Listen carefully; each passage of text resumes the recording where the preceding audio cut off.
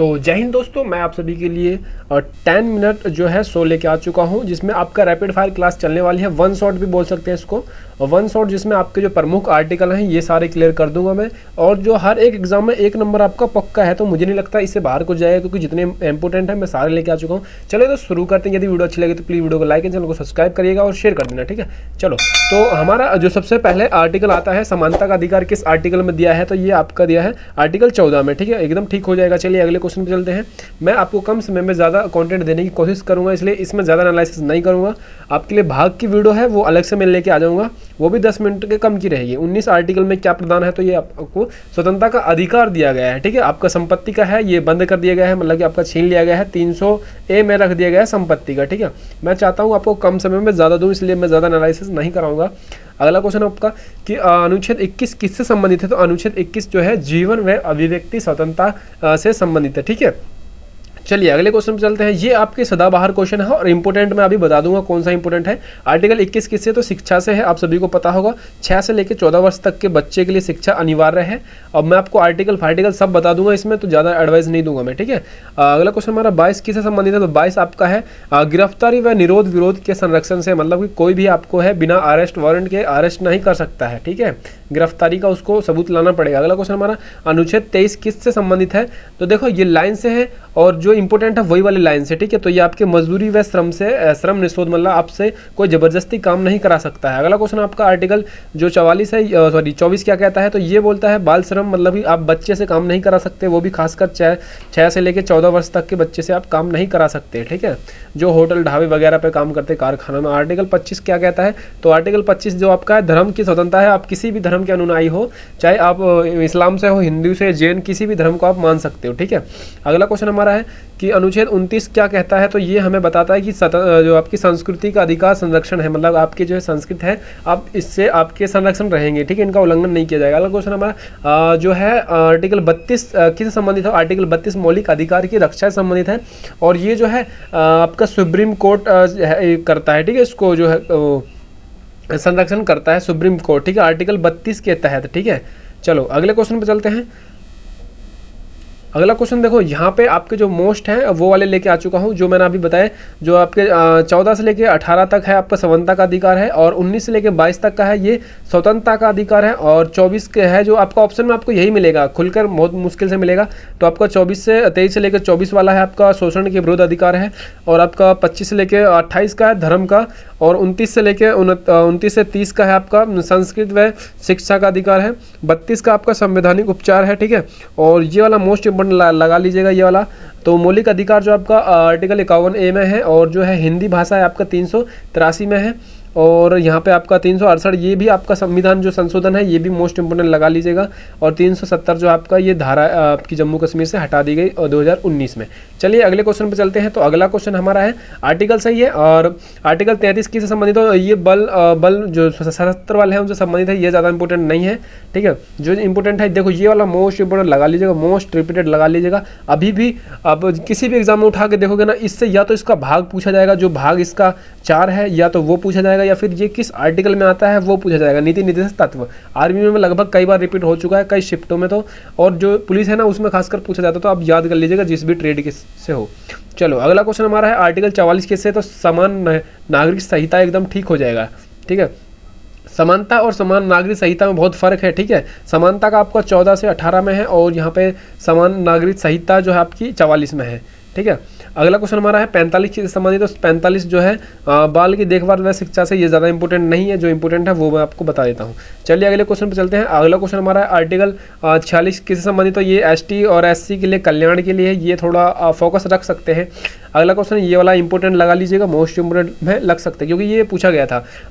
अगला क्वेश्चन है किससे ही, आर्टिकल जो इसमें मेरे हिसाब से ये तो उससे है, क्या कहते हैं इसको, वर्ण पर्यावरण, ठीक है। हाँ ये लिखा तो गो संरक्षण, मतलब कि इसमें अलग लिख रखा है, ठीक है। यहाँ पे पर्यावरण से संरक्षण ये वाला आर्टिकल है, इसमें अलग ही लिख रखा है, ठीक है। अगला क्वेश्चन हमारा 50 आर्टिकल किससे संबंधित है, तो ये नगर न्याय पालिका व थिप्पोकरण से, ये ज़्यादा इंपॉर्टेंट नहीं है, ठीक है। जो इंपॉर्टेंट है मैं अलग से बता दूंगा, ये वाला इंपॉर्टेंट है, मैंने ऊपर बता दिया था, ठीक है। चलो 52 राष्ट्रपति से एक क्वेश्चन बनता है। किसी भी ट्रेड में जाओ, पुलिस जाओ, चाहे एनटीपीसी जाओ, चाहे सीजीएल में जाओ, किसी में भी जाओ, राष्ट्रपति से एक क्वेश्चन आएगा और आर्टिकल से ही आएगा। वो कोई इसमें नियुक्ति व्युक्ति का सिस्टम नहीं रहता, ठीक है। आर्टिकल से ही ज़्यादातर क्वेश्चन आते हैं। आर्टिकल जो है आपका 53 क्या कहता है, तो ये राष्ट्रपति के कार्य का अधिकार है 53 में, ठीक है।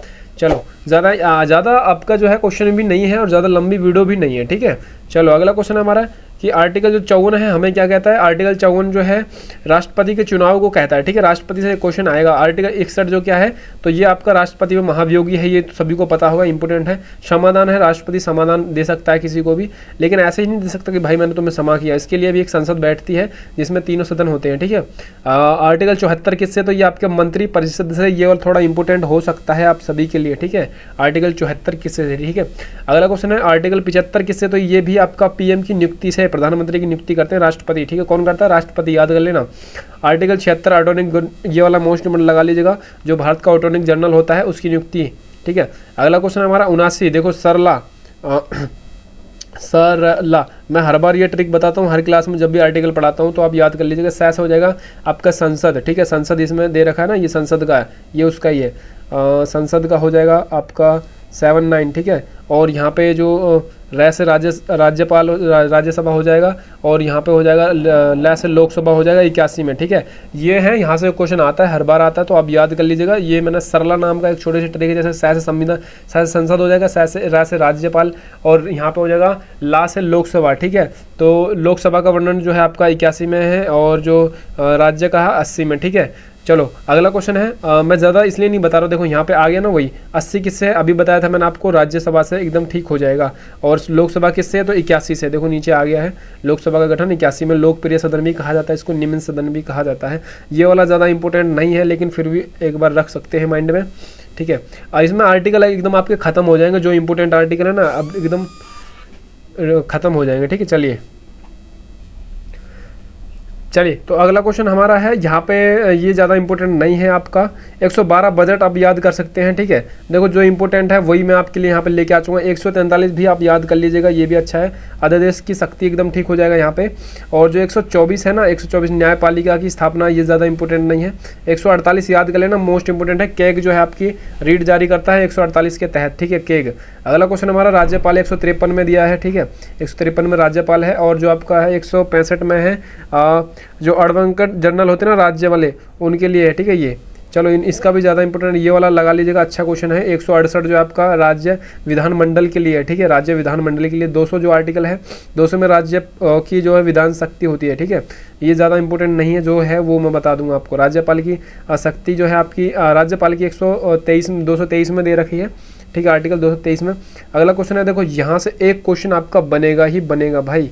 अब जो है जितना भी आपने पढ़ा है वो सबको भूल जाओ, पर इसको जरूर याद कर लेना, क्योंकि यहाँ से एक क्वेश्चन आपको बनता है, ठीक है। देखो, मैं आपको रिवाइज कर देता हूँ, ये लास्ट में मैंने इसलिए लगा रखा था, ठीक है।